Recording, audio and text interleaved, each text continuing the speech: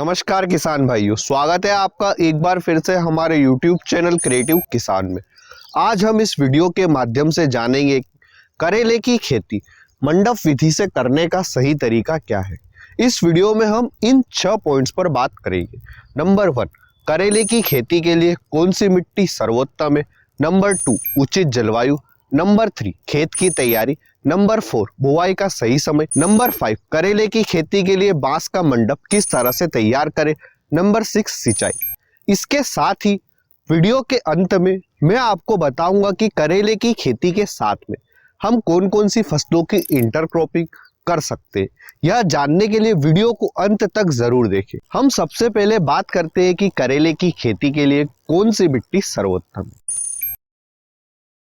हम करेले की खेती सभी प्रकार के मिट्टी में कर सकते हैं। मिट्टी का पीएच मान 6.5 से 7.5 के बीच में होना चाहिए।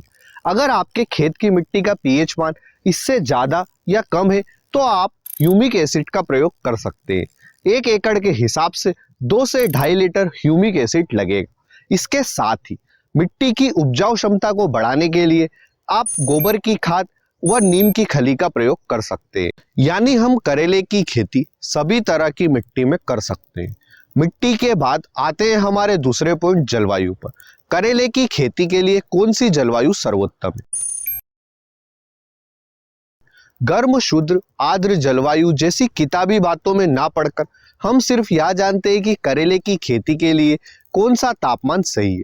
हम करेले की खेती के लिए सबसे सही तापमान 20 डिग्री सेल्सियस से 40 डिग्री सेल्सियस तक का है। इसलिए अगर हम सही समय पर करेले की बुआई करेंगे तो हमारा उत्पादन भी बढ़ेगा और हमारी फसल भी लंबे समय तक चलेगी। अब करेले की खेती का सही समय क्या है, यह जानने के पहले बात करते हैं कि खेत की तैयारी किस प्रकार से करें। हमें सबसे पहले उस खेत का चुनाव करना है जो कि 2 या 3 महीने से खाली पड़ा। फिर बुआई के 1 से 1.5 महीने पहले 9 इंच गहरी जुताई करें। वह 1 वीक पहले फिर से जुताई करके और गोबर की खाद में नीम की खली मिलाकर रोटावेटर चला दें। हमने 2 फीट चौड़े बेड बनाए हैं और बेड की बेड से दूरी 4 फीट ली है। आप 4 से 5 फीट ले सकते हैं।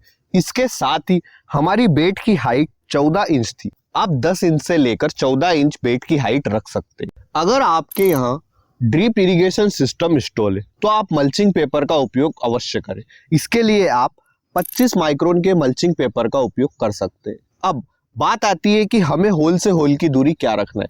तो हम होल से होल की दूरी 1 से 1.5 फीट रखेंगे। हमने यहाँ पर 1.5 फीट होल से होल की दूरी ली है।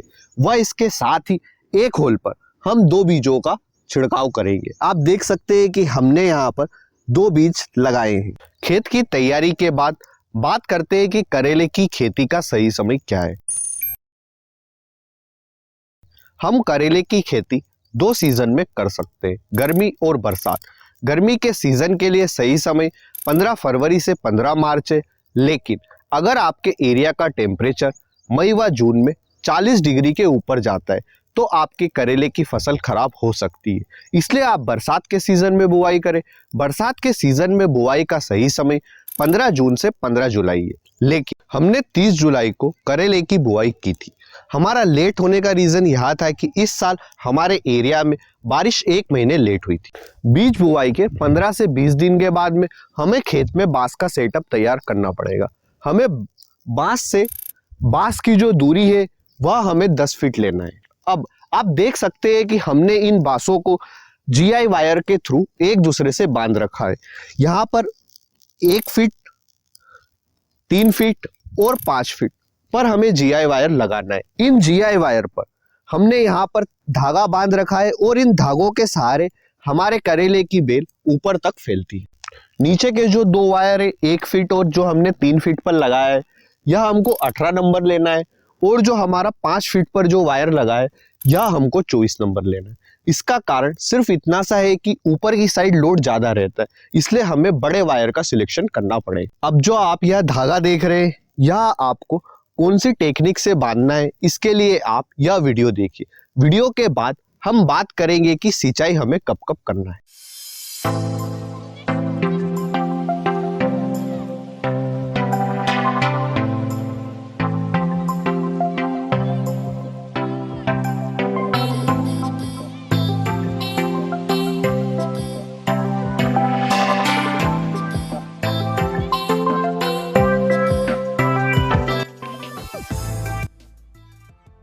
हमने मल्चिंग पेपर का यूज किया है, फिर भी जो खाली पड़ी जगह है इसकी हमें समय समय पर निंदाई गुड़ाई करना पड़ती है, क्योंकि खरपतवार हमारी मिट्टी से पोषक तत्व खींचने का काम करती है, जिसके कारण हमारी मिट्टी की उपजाऊ क्षमता कम हो सकती है। इसके साथ ही खरपतवार के कारण फील्ड पर कीट व मच्छरों की संख्या बढ़ जाती है, जिसके कारण हमारी फसल पर रोग लगने के चांसेस बढ़ जाते हैं। अब बात करते हैं कि करेले की खेती में हमें सिंचाई कब कब करना है। करेले की फसल हो या फिर कोई भी अन्य फसल की सिंचाई मिट्टी में मौजूद नमी के ऊपर डिपेंड करती है। अगर आपकी मिट्टी में नमी है तो आपको सिंचाई करने की जरूरत नहीं है, और अगर मिट्टी में नमी की कमी है तो आप तुरंत सिंचाई कर दें।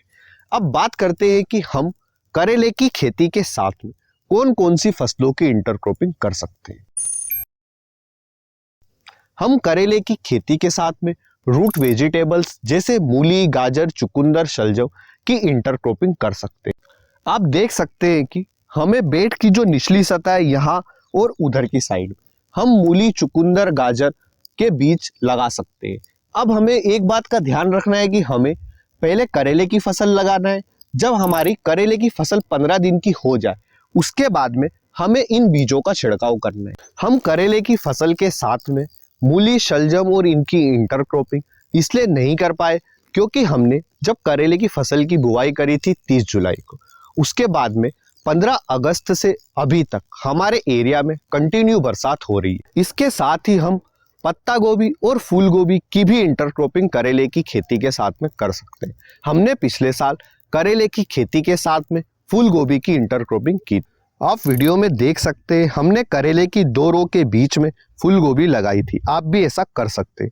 हम करेले की फसल के साथ में मेथी व पालक की भी इंटरक्रॉपिंग कर सकते हैं। जो यहाँ खाली पड़ी जगह है यहाँ पर हम 15 अगस्त के आसपास पालक लगाने वाले थे, पर हमारे एरिया में पिछले 1.5 महीने से लगातार बारिश हो रही है, इसके कारण हम नहीं लगा पाए। हमने इस खेत में करेले की फसल के साथ में 4 अन्य फसलों की इंटरक्रॉपिंग की है। हमने करेले के साथ में गिलकी, लौकी, तोरई और सेम की फली लगाई। जैसा कि मैंने वीडियो में बताया कि हमने 30 जुलाई को करेले की बुआई करी थी और 15 सितंबर से हमारा उत्पादन शुरू हो गया था। आप देख सकते अभी हमें करेले का मंडी थोक भाव 20 से 22 रुपए किलो मिल रहा है। अगर आपको इस वीडियो में दी गई जानकारी अच्छी लगी है तो वीडियो को लाइक और शेयर करें, और अभी तक हमारे चैनल को सब्सक्राइब नहीं किया है तो इसे सब्सक्राइब अवश्य करें। अगर आपके करेले की खेती से जुड़े कोई भी सवाल है तो आप हमें कमेंट सेक्शन में पूछ सकते हैं। हम हमारे हर किसान भाई की कमेंट पढ़ते हैं और कोशिश करते हैं कि उन्हें उनके सवालों के जवाब मिल जाए। धन्यवाद किसान भाइयों। जय जवान जय किसान।